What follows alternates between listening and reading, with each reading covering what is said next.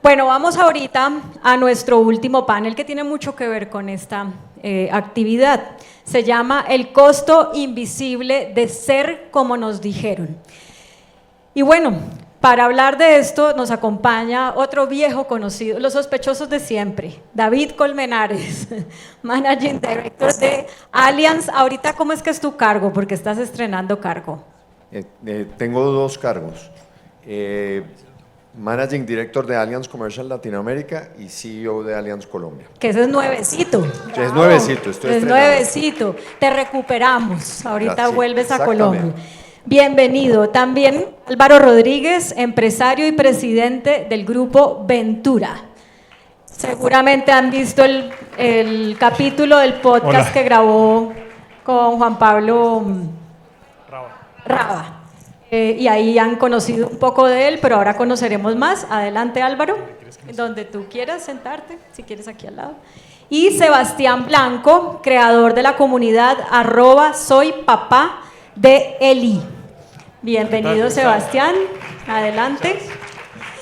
Y bueno, para moderar este panel nos acompaña una mujer wow, que se llama Vanessa Rosales. Ella es escritora, crítica cultural, consultora en narrativa e inteligencia cultural. Lleva más de una década creando pensamiento con la intersección entre moda, feminismo, estética e historia. ¡Wow! Vanessa, bienvenida. Y adelante, yo te doy el mío.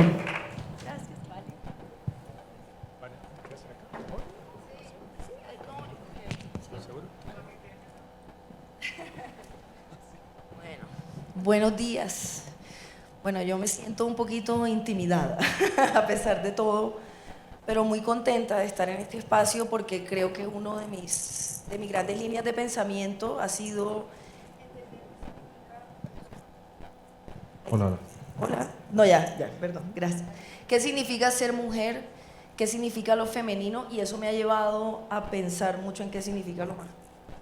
Por mi padre, porque amo a los hombres, porque también debo decir una cosa, sabemos que esta es una época donde la palabra feminismo ha sonado mucho y el feminismo es una palabra que nace para dar nombre a la opresión de las mujeres durante mucho tiempo. Mucho ha cambiado históricamente en términos de derechos y de condiciones, pero a mí me interesa mucho también entender las estructuras y lo que va un poquito más allá. Entonces, si bien han cambiado muchas cosas, creo que muchas veces la conversación gravita hacia las mujeres y nos hace falta también poner la conversación en las masculinidades.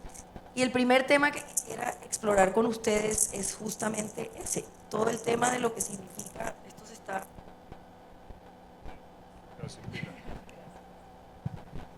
Problemas técnicos. Eso es lo primero que quisiera explorar con ustedes.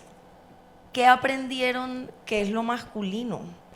Por ejemplo, ¿qué es ser un hombre de verdad? Lo estábamos viendo ayer. Perdón, lo estaban viendo ahorita. ¿Cómo ha cambiado?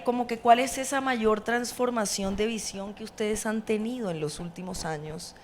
Desde que eran chiquitos, cuando les decían eso, no sé, los hombres no lloran, los hombres tienen que proveer, los hombres no pueden mostrar ciertos sentimientos, los hombres que se comportan de cierta manera son femeninos. ¿Cuál ha sido como el mayor cambio de perspectiva? Primero cuéntenos una de esas grandes enseñanzas de qué aprendieron que era ser hombre, la virilidad, y cómo ha cambiado. Voy a empezar por ti, Sebas. Hola, ¿cómo están? Qué chévere estar acá con ustedes. Bueno, Vane, yo he tenido, yo creo que un cambio muy grande respecto a lo que pienso desde que soy niño, de lo que significa ser un hombre. Desde niño me acuerdo mucho que todo empezaba por la competencia. ¿Quién es el niño más rápido, el más alto, el más fuerte, el más pinta del salón? Y yo no era ninguno de esos. Entonces me sentía muy incómodo en el cómo yo tenía que interactuar de alguna manera, sobre todo con las niñas. Luego paso a una adolescencia y el rol se vuelve, yo diría que un poco más rudo, ya en términos de sexualidad.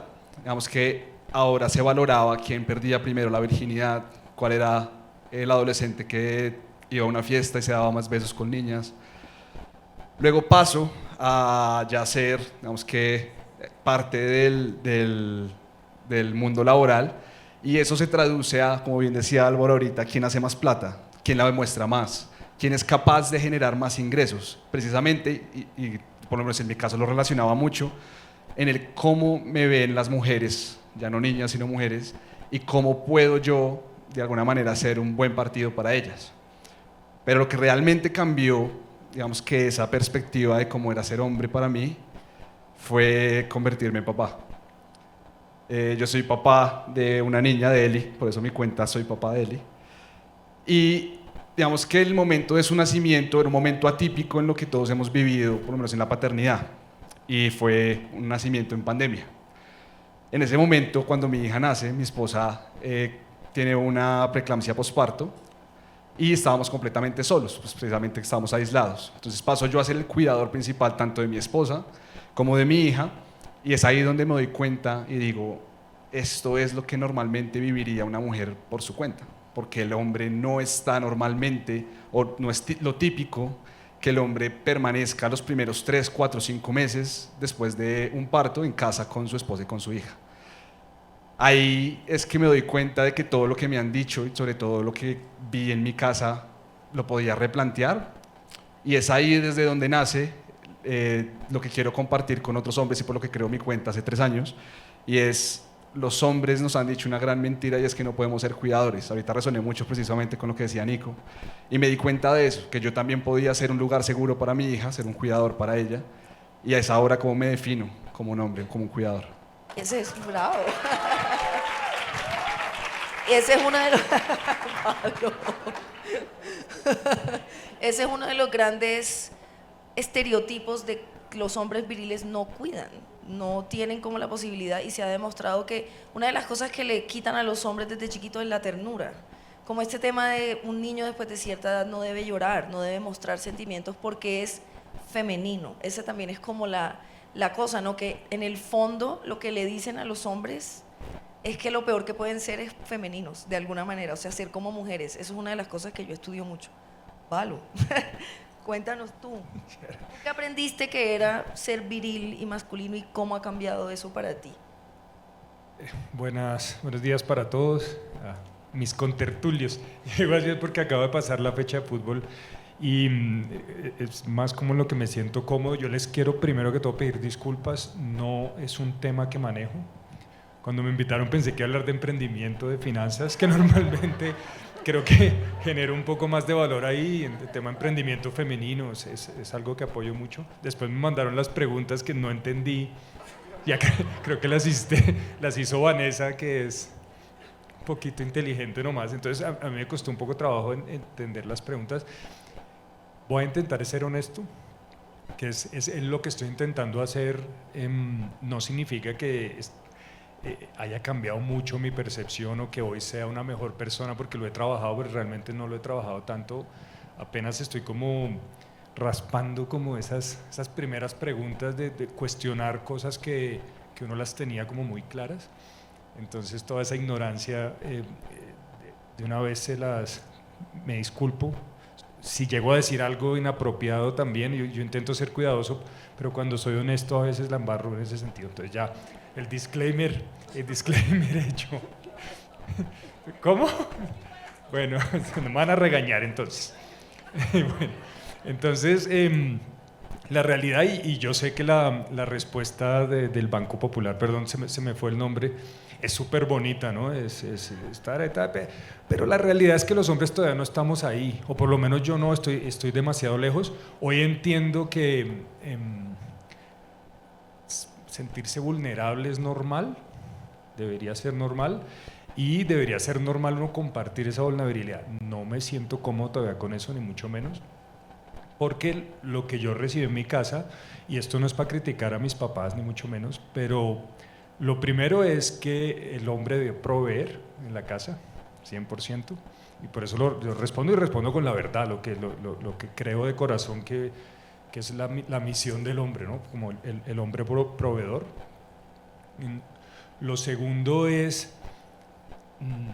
yo tengo una relación muy cercana con mi abuelo y con mi papá, pero la relación cercana nunca fue afectiva, fue cercana en conversaciones, fue cercana en planes, fue cercana en jugar cartas, en elevar cometa, que es como lo más tierno que el plan más tierno que recuerdo era ahí, una lavar cometa. Pero nunca, yo nunca me siento cómodo cuando me abrazan en general, como que me incomoda un poco. Y creo que esa era una de las primeras cosas, uno de hombre no debería estar como abrazando y besando. Excepto en el fútbol. Sí, claro, pues eso es más como efusivo y uno se abraza con el de al lado que no tiene ni idea, pero en la casa no, porque como que había un nivel de respeto, creo, y como, no sé si era una preocupación, pero era como llevarlo a uno bien organizadito por el camino. Entonces, aparte de ser el proveedor y el que cuida de la mujer en la casa, que es lo primero que yo recuerdo que me han enseñado mis papás, es el respeto máximo a la mujer como piedra angular de la familia, cosa que todavía considero que es importante resaltar. Protegerla, ¿sí? Y estar ahí para cuando ella o los hijos lo necesitaran, y obviamente ser el proveedor y llevar el sustento a la casa. ¿Qué ha cambiado eso hoy? Es la segunda pregunta. No mucho. Sigo pensando lo mismo, de verdad. Me sigue siendo incómodo, primero sentirme débil y menos delante de mi mujer, ¿sí? Eso me parece terrible. O sea, es una cosa que... Y cuando me siento así lo comunico es con rabia, ¿no? Como que me molesto. Porque no es ella la que me debe cuidar a mí, ¿no? Es al revés. Y lo segundo, debo proveer. ¿Qué ha cambiado eso? Que mi esposa es mejor que yo. Y entonces en ese sentido es difícil, uno como, bueno, quiero proveer, entonces me toca proveer más, entonces tengo que ganar más que ella, pero es que ella gana, le va bien. Entonces se vuelve un tema de hoy estoy sintiendo, es un tema de una tensión real en keep up. Como, puta, tengo que seguirle la rueda en el ciclismo, chuparle ruedas, aguantarle al otro lo que más pueda hasta morirse. Tengo el seguro con Allianz en mi casa en la bicicleta. No es cuña, lo pagué. Entonces, hoy es eso, sigo pensando eso y me cuesta trabajo a veces aceptar que, pucha, no, es difícil seguir el ritmo. Yo me consideraba exitoso hasta que, lastimosamente, mi señora es más exitosa que yo. Puta. O sea, gracias por la honestidad, Pablo, de verdad es muy bello. Porque hacernos estas preguntas no se trata de ningún tipo de moralismo ni de perfeccionismo. Yo creo que la belleza está en hacernos esas preguntas y sincerarnos. Yo sí debo decir que tú puedes ser uno de los hombres más como feministas que hay, porque tienes al lado una mujer que es tremendamente poderosa, por su belleza, pero también por la capacidad de reinvención y de trabajo que tiene. O sea, es una mujer extraordinaria y eso habla mucho de ti. Y creo que es muy... ¿Será que yo...? Lo estoy cogiendo mal, perdón. Creo que ahí hay algo importante, pero gracias por esa honestidad, porque se trata de eso, se trata de hacernos preguntas desde la propia experiencia. Don David. Ser el tercero en un panel a veces es bueno porque uno va pirateando ideas, y a veces es malo porque dicen todo lo que uno iba a decir. Yo creo que Nico lo planteó cuando puso todo eso, es que ser hombre, yo creo que eso es con lo que todos lo crecimos. Ser el más berraco, a ver quién se agarra y se da en la jeta más duro, quién toma, en fin, todas esas cosas. Y yo creo que a través del tiempo uno va dándose cuenta, por aprendizajes, por golpes de la vida, que al final del día no existe un guión de lo que es ser hombre, y que el verdadero hombre es el que tiene el valor para redefinir qué es lo que es ser hombre. Y cada uno tiene su propia versión de qué es ser hombre, de ser cuidadoso, de ser sensible, de ser empático, y creo que eso es lo que uno tiene que llegar, cada uno redefinir qué es eso, y no seguir el guión, porque evidentemente ese guión tiene problemas. Pues ese guión, o sea, yo creo que para mí, digamos, poder decir cómo cambió ese guión es, yo a los 18 años decía, tómese un trago, sea macho, no sea maricón. y hoy lo digo desde la otra orilla. Soy un alcohólico en recuperación y mi hijo menor es gay. Las ironías y los aprendizajes de la vida. Tomarse un trago no es de machos y ser maricón no es ningún problema, y tal vez de mi hijo aprendo cada día que es ser más hombre. Qué lindo, voy a llorar. Yo creo que eso es tan importante en un mundo, precisamente vuelvo a lo mismo, o sea, como que el gran aprendizaje o la gran enseñanza, la misoginia es una palabra fuerte y grande, significa odio hacia las mujeres o aversión hacia lo femenino. La gente dice, no, yo no odio a las mujeres, ¿cierto? Pero tenemos muchos prejuicios a veces que no vemos, y lo que le enseñan muchas veces a los hombres fundamentalmente es no seas como una mujer, y eso pasa también con las asociaciones a los hombres gay. Estamos en un mundo que políticamente se está poniendo muy difícil y lo único que quiere un ser humano es ser amado y aceptado por sus padres, así que no hay nada más políticamente revolucionario que el amor de un padre hacia un hijo que elige vivir como quiere. Eso es muy importante porque sé que también es todo un tema en la masculinidad. Y volviendo un poco a voy hacia la segunda pregunta. Voy a tratar de explicarle mejor a Pavalo porque esa es mi complejidad, perdón. Pero todos y todas tenemos prejuicios hacia lo que es masculino y femenino. Y eso ha cambiado también. Como cómo se deben comportar los hombres, tienen que ser sexuales, tienen que comportarse de esta manera, tienen que proveer, no se pueden mostrar débiles, les tiene que ir mejor que su mujer, tienen que tomar trago como machos, ¿cierto? Pero ahora yo les quiero preguntar ustedes sobre cómo mirar a las mujeres. O sea, no solo mirarlas desde el deseo, desde la belleza, sino las percepciones, cómo se tenían que comportar las mujeres. Porque otro de los grandes temas de nuestra historia es que la mujer es el ser que puede dar vida, pero es el ser que no se le ha permitido ser sexualmente libre. La mujer, no existe una palabra para mujeriego, es una palabra importante en el vallenato, en el fútbol, en la vida. No existe una palabra para una mujer hombreriega, solo existe una. Puta. Es muy interesante esa contradicción.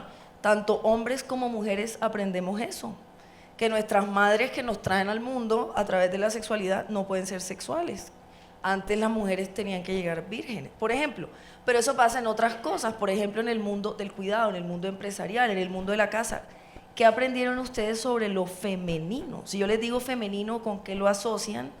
¿Y qué ha cambiado para ustedes en ese caso? Por ejemplo, tú, Sebas. Yo en mi casa, digamos que viví en un hogar muy tradicional para los valores colombianos. Sí. Entonces tenía un papá que era precisamente el proveedor, el que financieramente nos mantenía, y donde su responsabilidad con nosotros terminaba ahí. Digamos que lo que seguía, que era esa conexión de la que bien hablaba Álvaro, estaba en mi mamá. Mi mamá era quien conocía a nuestros amigos, mi mamá era quien sabía con quién salíamos, qué hacíamos el fin de semana. Mi papá, por otro lado, era el que simplemente decía, mis hijos están en el buen colegio, están comiendo bien, están bien vestidos, eso es lo que quiero proyectar para que los demás también vean cómo estoy haciendo mi buen rol de papá, y ahí acaba. Y precisamente fueron dos versiones de la imagen de mujer completamente distintas. Entonces, por el lado de mi papá, tenía una visión, y también como Álvaro quiero ser honesto con lo que voy a decir, que mi papá es mi papá y lo amo con toda mi vida, pero finalmente tengo muchas lecciones hoy como papá que no quiero repetir gracias al ejemplo que me dio, y creo que también es muy válido e importante reconocerlo. Pero mi papá, cuando me hablaba de una mujer, me decía sobre todo dos cosas. La primera, que las mujeres eran interesadas, que las mujeres iban a elegir la persona que podía darles una mejor vida, y que precisamente yo tenía que ver, si es que quería quedar con una mujer que valiera la pena, tenía que ver yo cómo en mi vida me iba bien para lograrlo. Y segundo, me decía que las mujeres eran, digamos que de alguna manera, vengativas, y que en el momento en el que yo no tuviera y no pudiera proveer de esa manera, era mejor que mi mujer, la mujer que yo eligiera, no supiera todo de mí. Y yo no pudiera ser vulnerable con ella, porque en ese momento me lo iba a sacar en cara y me iba a hacer sentir más pequeño que ella. Esto, estoy hablando de mensajes que no escuché cuando tenía 18 años. Esto es unos mensajes que un papá le da a un niño desde que tiene 3.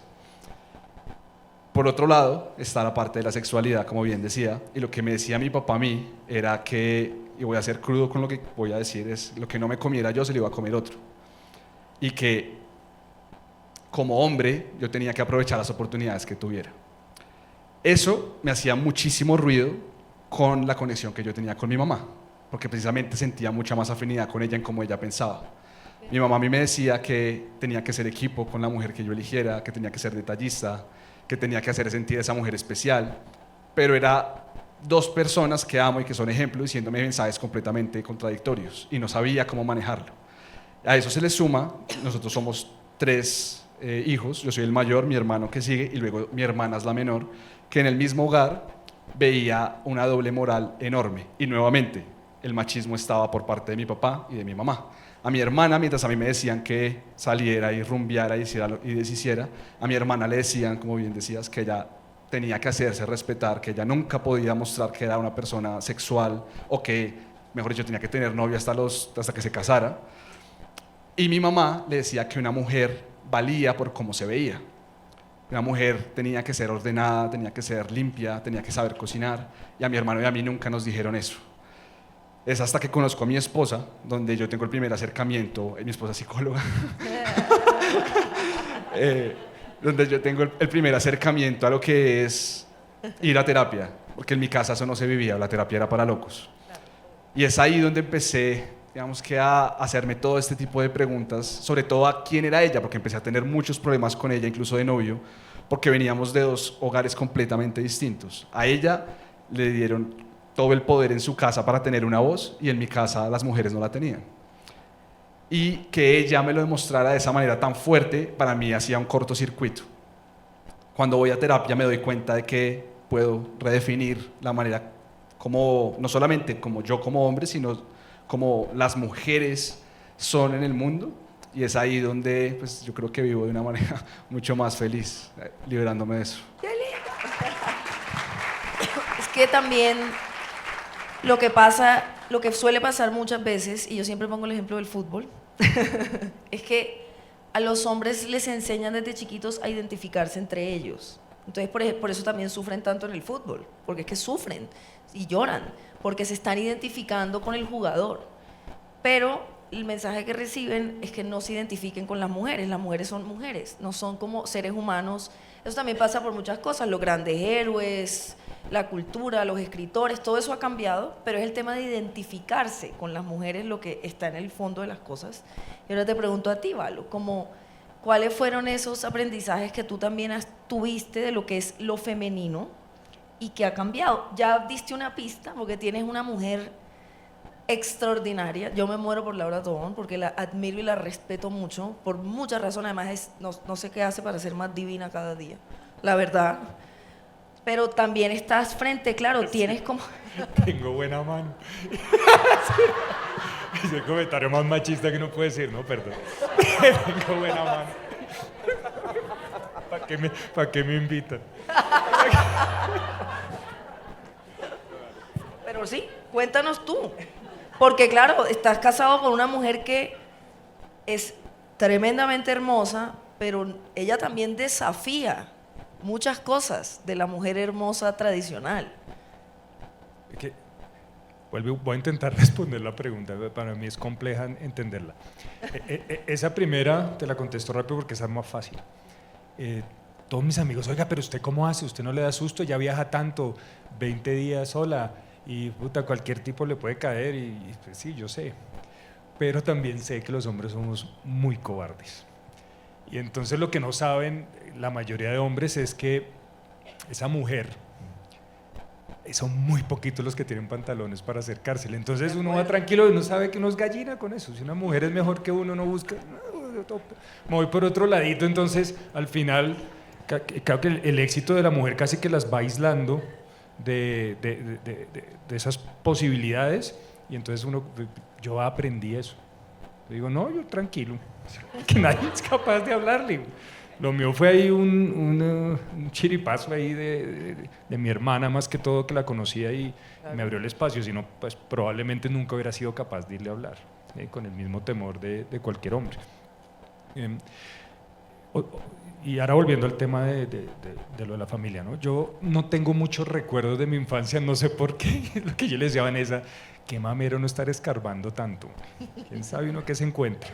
Pero yo ahorita le está diciendo, oiga, yo ya quiero como parar de escarbar, como ya tocar fondo y echar para adelante. Entonces yo no tengo unos recuerdos como tan vívidos, por algo será. Pero lo que sí tengo claro, porque todavía lo sigo pensando hoy, es que a la mujer le hemos puesto una responsabilidad demasiado grande. Yo creo que es una piedra. Yo cuando hablo de la piedra angular de la familia es tal vez la posición más importante que puede tener un ser humano. Entonces, pues cargar con esa piedra, por muy angular que sea, deje de ser hijueputa, ¿sí? Entonces, claro, ¿qué significa eso? Aparte de ser poderoso, es una responsabilidad demasiado grande. Y cuando uno es un referente, tiene una responsabilidad, pues tiene que actuar de cierta manera para, por lo menos, mostrar esa responsabilidad, o mostrar que no le queda grande ser, creo yo, ser la piedra angular de la familia. Y ahí nacen varios conceptos. Entonces la mujer tiene que portarse bien, tiene que estar siempre bien ubicada, no puede cometer muchos errores, nunca puede dejar en entredicho su propio nombre. Y esa es la realidad, entonces, o esa es mi realidad. Entonces esa es una responsabilidad demasiado grande. Y obviamente tienen una ventaja sobre el hombre, yo creo, pero las pone también con una responsabilidad demasiado grande. Entonces, en ese sentido, eso fue lo que entendí yo. Ser femenino era eso, ser responsable de algo más allá de uno, ¿cierto? De la familia, de que los niños estuviéramos bien, de que la gente nos entendiera y nos aceptara como familia. Entonces, ese peso creo que es demasiado pesado, literalmente, de llevar, y te obliga a crear, me imagino yo, como un personaje que esté a la altura de esa responsabilidad. Y creo que eso es como lo injusto. Y en ese escenario, pues los hombres pues somos menos importantes, ¿cierto? Entonces, como uno es menos importante, pues uno tiene más derecho a cagarla y hacer estupideces, y al final del día lo perdonan porque, pues, pobre imbécil, ¿sí? Porque qué hueva, es una hueva, ¿sí? Entonces, creo que el hombre o los papás se aprovechan un poco de eso, y con uno le van vendiendo como, oiga, ojo con la mujer es muy importante, pilas, pero usted pues vaya y embárrela, porque al final del día pues somos seres imperfectos, no nos controlamos físicamente, nuestros impulsos no los sabemos llevar, somos más primitivos en ese sentido. Entonces es como se le facilita al hombre porque se le baja un poquito esa responsabilidad en el sentido del comportamiento y cómo se debe comportar una mujer y un hombre, y esos son los recuerdos que yo tengo. Entonces, hoy, ese rol que sigue siendo para mí muy importante, la mujer lo que yo he visto es que, aparte de ese rol, que era como el que le habían dado, empieza a absorber más responsabilidades. Y entonces las poquitas que teníamos los hombres, la mujer la ha ido absorbiendo porque le queda más fácil, además. Pues no son tan difíciles las responsabilidades del hombre hoy.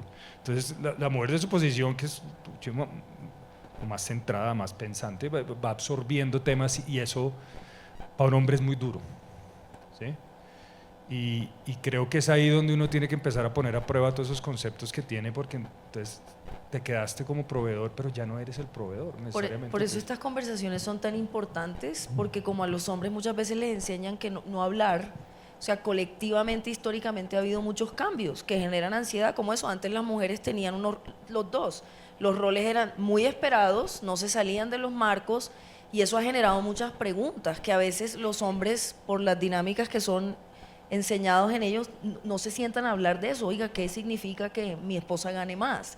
¿Qué significa que una mujer sea sexual? Yo vuelvo al tema de la sexualidad, que es un tema tremendo todavía, en que incluso hay un libro que se llama En la tierra de Dios y del hombre, de Silvana Paternostro, y ella describe cómo en Barranquilla, en los 70s, claro, ella era la novia del chico, pues de la burguesía barranquillera, y el chico la dejaba a ella a las 12 y se iba a donde las señoras trabajadoras sexuales, porque ya desde el comienzo se marca que los hombres sí tienen autoridad sexual en el mundo y las mujeres no.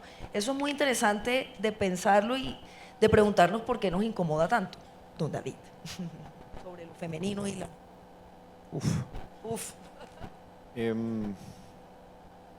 Yo crecí en un hogar atípico en ciertas cosas. Mi mamá es canadiense, anglicana, y reñía con el colombiano católico. Y en mi casa pues, también había mucha influencia de mi abuela canadiense. Mi abuela era una persona supremamente inteligente, supremamente capaz. Tuvo que repetir 4 veces el último año del bachillerato porque era imposible graduarse a los 14 años, entonces tuvo que cumplir los 18 años y graduarse. Y ella quería ser médica y no pudo ser médica porque una mujer no podía ser médica y le tocó ser enfermera. Y yo crecí con una cantidad de cosas en la casa así, viendo un mundo tal vez diferente al que se veía. Y después entré al Colegio San Carlos, colegio donde casi que no conozco ningún egresado del Colegio San Carlos que tenga a sus hijos allá. Con razón. En donde ahí yo era marica, o sea, la montada era por marica, por gordo, por negro, por feo, o sea, por todo. Y ahí fue la primera vez que yo oí ese concepto de los hombres no lloran. Y yo volví y le dije a mi mamá, ¿cómo así? Pues si yo lloro. Mi mamá me decía siempre, no oiga esa vaina, ignore esa mierda, ignore esa. Pero la realidad es, al final del día, la sociedad es lo que empieza a dar, que es lo que uno tiene que hacer. Y parte de esa masculinidad de soy fuerte, lo lleva a uno a que uno no cambia. Y con los años y mucho tiempo me di cuenta en las relaciones que no hay estupidez más grande que decir, usted me conoció así y yo no cambio. Y la realidad es, no hay acto de amor más grande, y eso tal vez se lo aprendí a mi abuela, a mi mamá, que cambiar por el otro. Y que al final del día ese concepto de yo no cambio porque yo soy así y usted me tiene que aceptar es una falacia, porque todos los hombres tenemos que evolucionar, así como las mujeres, para ser mejores seres humanos, para intentar realmente transformarse uno, para ser mejor con el otro y para ser mejor para el mundo. Porque si alguien de verdad lo quiere a uno, le va a decir qué es lo que tiene que cambiar. Y si una persona no lo quiere a uno, le va a decir todo está del putas, que es lo que pasa en los grupos de amigos. Ningún amigo le dice, oiga, deje de ser huevón. Gracias. Interpelarse, ¿no? Sí. Y fresco, bueno. Hay un problema, no me preocupe, vamos y chupamos. Y los problemas se resuelven cuando uno trata de hablarlos entre los hombres, es vamos a tomar o no sea huevón. O chiste, lo cogemos de chiste porque es como para bajarle un poquito claro, el yo volumen. Creo que, pero también, Valo, tú decías una cosa muy importante, es incómodo explorar los sentimientos, o sea, es incómodo confrontar como cosas de pronto difíciles de uno mismo, nuestras oscuridades, es incómodo también, los sentimientos son incómodos y gran parte de lo que hacen las enseñanzas de lo masculino es eso, es los hombres se ríen, tienen relaciones superficiales, ven fútbol, también porque son mecanismos humanos de no entrar adentro. Pero eso también afecta, por ejemplo, las relaciones heterosexuales, que los hombres a veces no se pregunten cómo se están comportando. Esto mismo de hacerse preguntas incómodas, yo no digo que sea fácil. Es más fácil mantener los moldes y mantenerse ahí en la superficie. La última pregunta que tengo para ustedes tiene que ver con, a ver, la gente le tiene mucho miedo a la palabra género, también le tiene mucho miedo a la palabra feminismo, porque hay unas politizaciones en las que no voy a entrar. Pero género, fundamentalmente, tiene que ver con algo que es que nos prescribe. O sea, el género nos dice qué no hacer y qué no ser. Los niños no juegan con la cocinita, las niñas no se montan en los árboles, ¿saben? Como que nos dice qué no ser como seres humanos. Eso es muy tremendo, porque de pronto un niño desde chiquito le gusta coser. No, ni mi hijo no puede coser.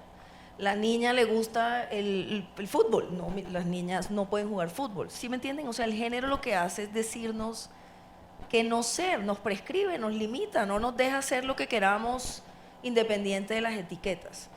Y yo, por eso el panel se llama también como que debemos, el deber ser. Entonces yo le quería preguntar a ustedes por eso. O sea, a veces el género es una cárcel que nos dice que las mujeres no se pueden comportar de una manera y los hombres no se pueden comportar de otra manera. ¿Puedo empezar yo? Por favor.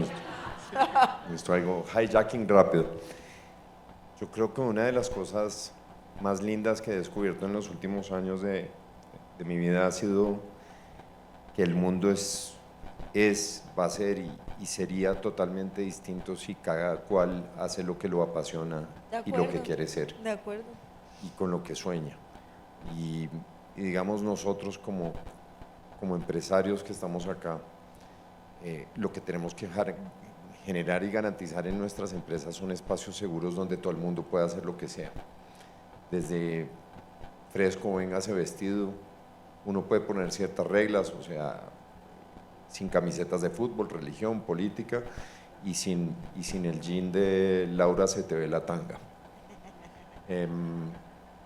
Pero garantizar espacios seguros para la gente, para que cada uno pueda pensar y expresarse, para que nuestras reuniones nunca más empiecen con un perdón, puedo hacer una pregunta, decorado además de, puede ser una estupidez, pero una persona realmente pueda opinar y decir, pienso esto, en donde uno abre unos espacios de seguridad en donde las personas puedan asumir no solo su sexualidad, sino preferencias, gustos, y garantizar que el mundo es eso. Por eso yo pensaba cuando hablaba Nico, que todavía hablamos de masculinidades y hablamos de tal vez nuevas masculinidades y lo hemos hablado mucho en WIC, y entonces con el cuidado, la empatía, la sensibilidad y demás, y yo creo que tenemos que empezar a transitar hacia hablar de humanidades, quitarle el género por completo a eso y que cada uno se defina como es, cada uno se defina como eso que sueña y quiere ser, y que dejemos a veces de definirnos, muchos en el ámbito laboral es yo soy el presidente, yo soy esto, y bueno, si eso lo define, todo bien, pero yo creo que uno tiene que definirse de una manera distinta, y hay cosas que lo definen a uno y hay cosas que definitivamente lo definen, y yo creo que en las empresas esos son los espacios que debemos buscar para buscar esas humanidades e interpretar esas diferentes humanidades que puedan existir dentro de nuestros ambientes. Es que hay un punto muy importante y es como el rótulo que le damos a la categoría. Por ejemplo, ser tierno. No, ser tierno es femenino. ¿Sí me entienden? Como que es la manera en que codificamos en masculino, femenino muchas veces y no en lo humano. Lo mismo en los oficios, porque en mi entorno, la costa Caribe, lo que yo quería hacer sigue siendo valorizado como algo precario. O sea, es que la filosofía, la historia, las humanidades, eso no da plata. Por ejemplo, la valorización que hacemos de las cosas pasa también por ahí. En cambio, a veces cuando vemos las cosas desde la humanidad, pierde un poco esa fuerza o esa presión. ¿Y tú, Valo, de qué te has liberado tú en ese sentido, crees tú? ¿O qué te hace pensar esa pregunta? Evidentemente David, perdón, Sebastián, está en un pasito o dos adelante mío, ¿no? En interiorizar estos temas y vuelvo y juegue, les pido disculpas. La ignorancia. Puede ser una estupidez lo que voy a decir, pero mire, yo todavía soy como muy básico. Yo sí considero que está el género femenino y el género masculino. ¿Okay?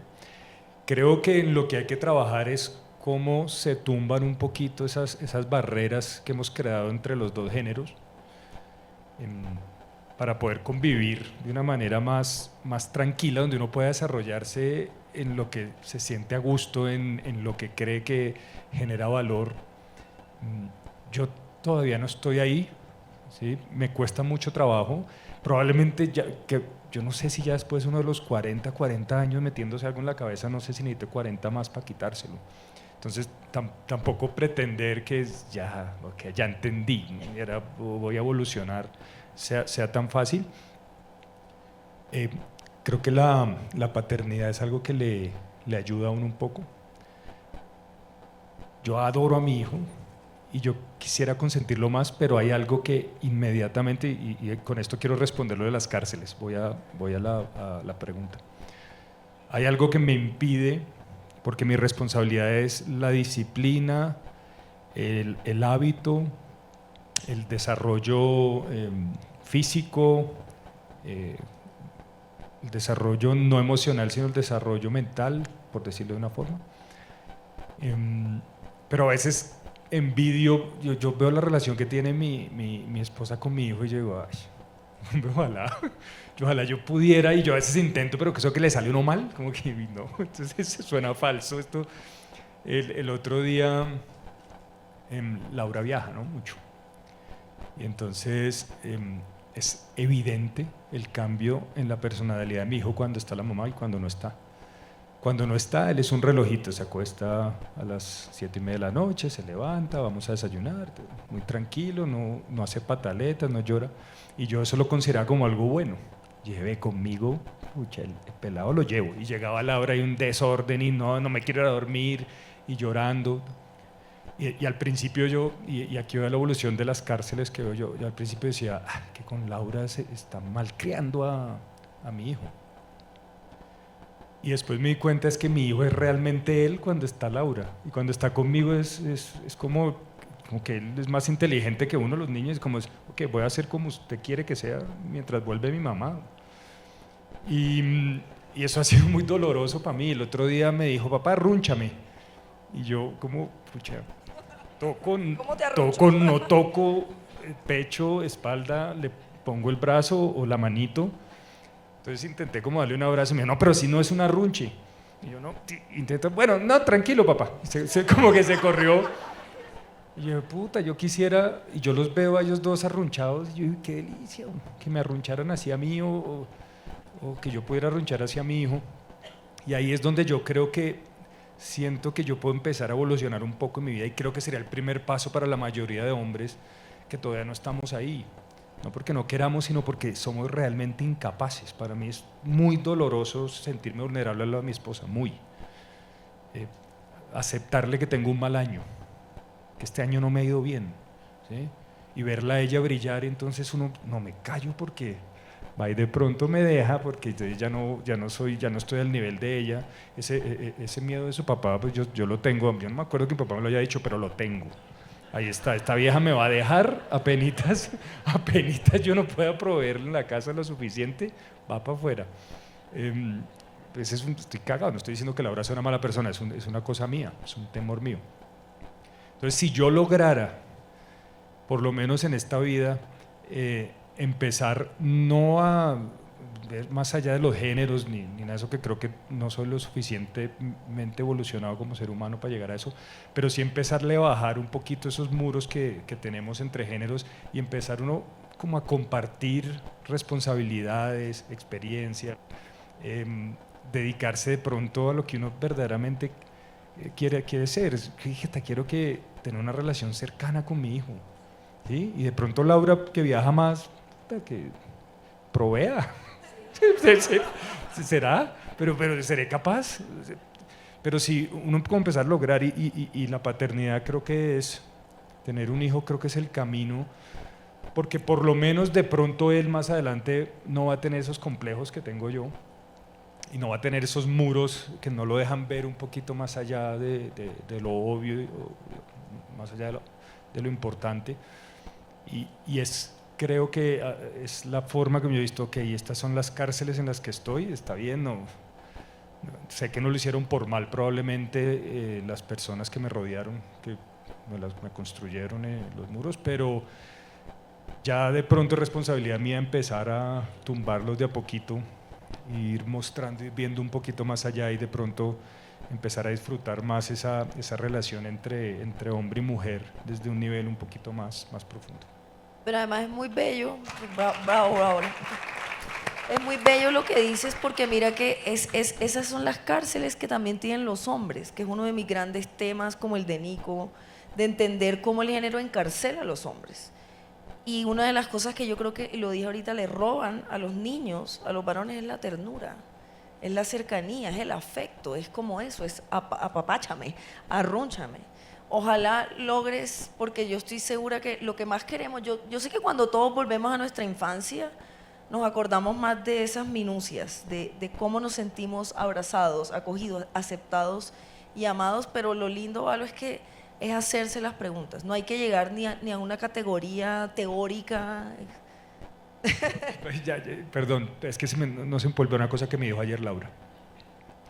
Bien, discúlpame interrumpirte, me pidas pero disculpas. yo estoy aquí, o sea, vine me para pidas que me ayuden, básicamente.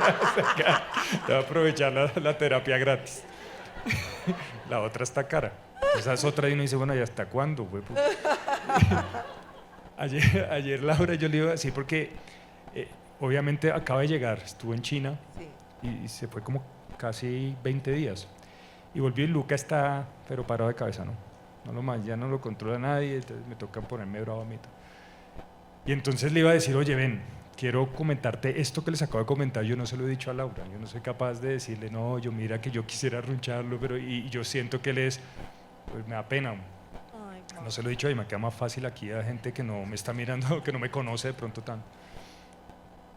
Otra cárcel de la mujer que me pareció terrible, yo les decía, mira, necesito hablar contigo porque veo algunas cosas en Luca estos días que me llaman la atención. ¿Para qué fue eso? Yo me fui para el aeropuerto y bueno, ya dime de una vez, yo sé que soy mala mamá, sé que no estoy pendiente, sé que estoy mal criando a nuestro hijo, sé que cuando está contigo él está súper bien, entonces sí, yo sé que tengo que cambiar. Ella solita. Y yo le iba a hablar, era, oye, pucha, yo estoy viendo que Lucas como que si es él cuando está contigo, ¿cómo hago yo para combinar un poco de las dos cosas, a ver si no funciona? Pero ella ahí mismo, ya sé que soy una mala mamá, ya sé que me fui 20 días, ya sé que cuando llego es una mierda, se desorganiza la casa y es mi culpa. Entonces no solamente es, para no dejarlo así, no solamente es el pobrecito yo, sino la mujer también tiene unas cargas ahí con la maternidad muy bravas, y más cuando es exitosa laboralmente. exactamente. Porque entonces lo dejó, prefirió su carrera y abandonó al hijo. Y yo no le había dicho eso, pero ella solita pero me lo escupió pues en la cara antes de que yo, no, oiga, no era eso. Hay un gran tema también en el mundo empresarial, no vamos a poder entrar en eso, pero también es cómo percibimos la maternidad y cómo está diseñado el mundo para que las mujeres trabajen y maternen. Ustedes aquí, las señoras saben y las mujeres saben que eso es muy difícil, porque es un mundo que espera que seamos madres, pero que no muchas veces opera para tener ese apoyo, y lo que siente Laura es lo que sienten muchas mujeres, culpa, es la culpa de ser mala mamá por también querer hacer muchas cosas y brillar y triunfar. Pero gracias, Pablo, por esa honestidad. O sea, de verdad es muy bello irte porque es muy importante. Esas preguntas son muy importantes. Yo feliz, yo feliz. Yo feliz porque la ternura es algo que yo sé que también libera a los hombres. Y a veces eso empieza por algo tan simple como aprender a arruncharse. Sebas. Yo quiero empezar mi intervención con lo que acaba de decir Álvaro, y estamos hablando de las cárceles, y creo que si estamos en este evento es precisamente porque de alguna manera queremos ver cómo queremos trascender esos roles que bien hablaba ahorita Nico, iba a decir Luca. Pero siento que como sociedad no estamos ahí. Vamos a hablar de lo que era antes. Entonces antes era el rol proveedor y la cuidadora, y hoy, si acaso, lo que hemos logrado hemos admitido a los otros en nuestro rol. Entonces yo como hombre es bien visto, incluso ahorita aplaudido, el hecho de que me quiera hacer cargo de como cuidador, que nuevamente eso trae como precisamente la vara que pensamos de los hombres, que con que uno solo diga, hey, quiero ser un papá diferente, ya todo el mundo es, wow, qué chévere. Pero una mujer que quiere salir al mundo laboral no se ve de la misma manera, y como bien decía Álvaro, antes es un estigma. porque es la mala mamá. Hablamos de cómo hoy nos hemos quedado entonces en el que, claro, te admitimos en el rol del otro, pero todavía tienes que cumplir ese rol. ¿Qué pasaría si yo dijera mañana entonces que quiero ser un cuidador 100%? Exactamente. Exactamente. No sé, es que creo que toca cogerlo así. Ah, listo. No, yo quiero ser stay at home dad con una pareja que gane más que yo. Se puede. Eso me parece que no riñe con nada. Pensar que uno es más macho porque gana más plata, arranca todo el problema por ahí, porque es que es lo que tengo material que me hace ser más hombre. Correcto.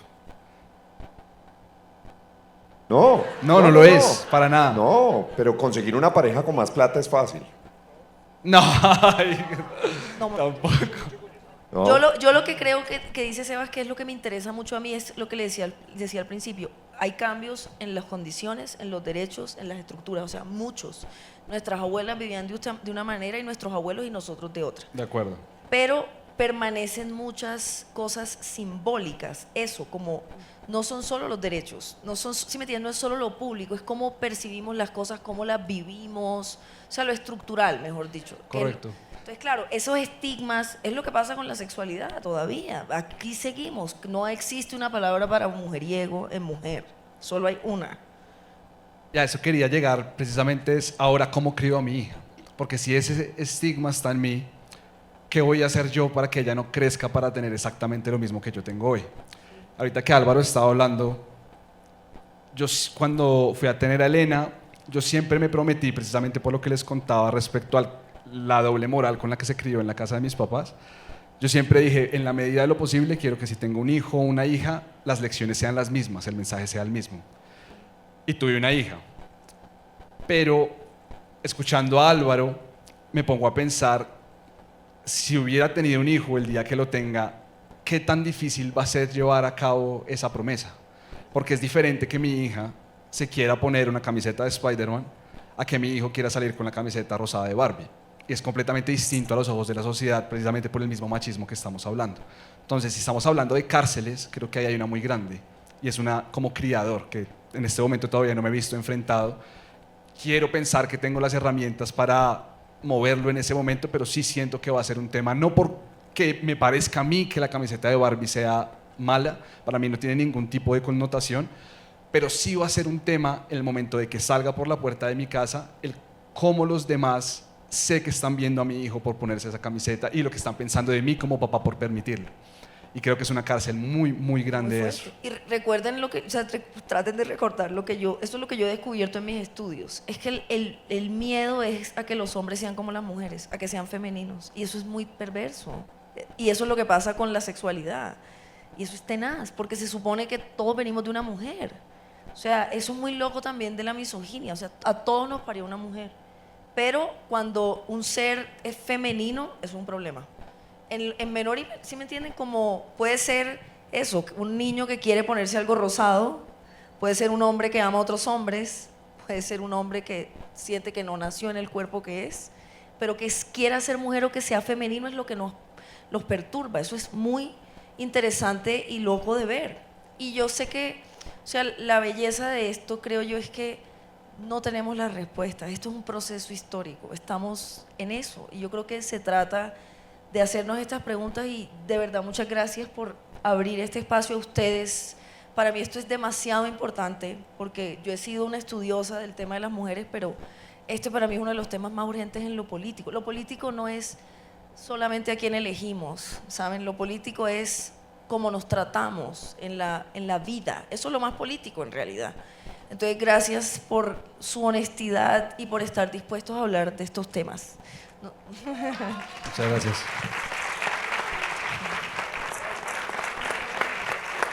No sé si... ¿El qué? No sé si hay las preguntas del público o cerramos así. Bueno, muchísimas gracias. Muchas gracias.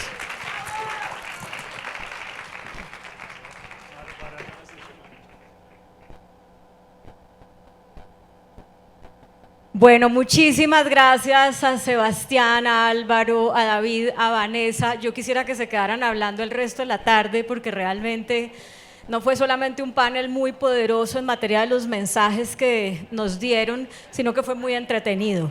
Y eso es difícil de lograr, así que valoro mucho el aporte de los cuatro. Nos tomamos la foto y ya les cuento para el cierre una actividad que tenemos antes de que nos vayamos todos a almorzar. Un nuevo aplauso para este grupo tan chévere que nos ayuda a cerrar nuestra Summit. Súper, muchas gracias. Bueno, entonces, con este panel poderosísimo terminamos el Summit, pero, por favor, no se vayan, porque acuérdense que al principio yo les dije, busquen una persona en el público que ustedes no conozcan, porque la idea de esto es que lo que pasa aquí no se quede aquí. Les quiero contar, aquí veo muchas caras conocidas que nos vimos ayer en un encuentro que tenemos de mujeres cada mes, que nos vimos antier en el lanzamiento del libro de Majo y nos encontramos casi siempre las mismas y últimamente también los mismos, que somos los que ya estamos como muy conscientes y evangelizados, pero somos unos bichos raros todavía, por más que este sea nuestro lenguaje común, somos unos bichos raros. Estos mensajes que hemos oído acá no son comunes para la mayoría de la población. Y no necesariamente porque no los quieran oír, que en buena parte también es así, sino porque es que la gente tiene muchos otros problemas que atender en su día a día. Y nosotros tenemos el privilegio de dedicar una mañana a recibir estos mensajes. Entonces tenemos que tener, digamos, asumir el compromiso de hacer que no se queden aquí, porque los que estamos aquí ya nos lo sabemos de memoria, aquí los recordamos, los refrescamos, los actualizamos, pero tenemos que sacarlos de aquí. Entonces yo quisiera que en voz alta, para no alargar mucho la cosa, 3 personas nos digan qué se llevan de aquí, qué compromiso asumen, qué sigue para ustedes después de este Summit y sí, a qué se comprometen. Rápidamente, para no alargar, ¿quién levanta la mano y se atreve? Acuérdense que valiente es dialogar. ¿Sí? ¿Hay alguien arriba? Sí, dale.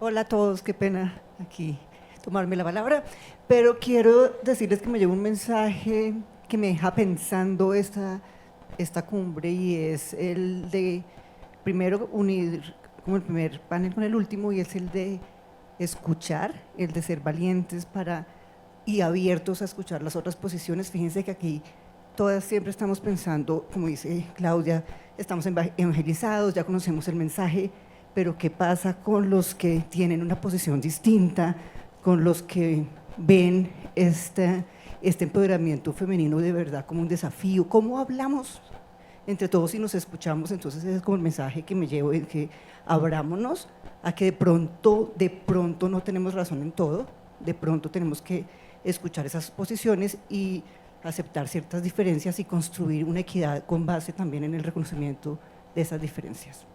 Gracias, Caro. ¿Alguien más que de pronto nos diga, ¿y cómo voy a volver algo concreto esto que he recibido aquí? Aquí abajito, porfa. Y los hombres también anímense, porfa. Buenas tardes, bueno, muy contenta primero que todo por participar en este Summit.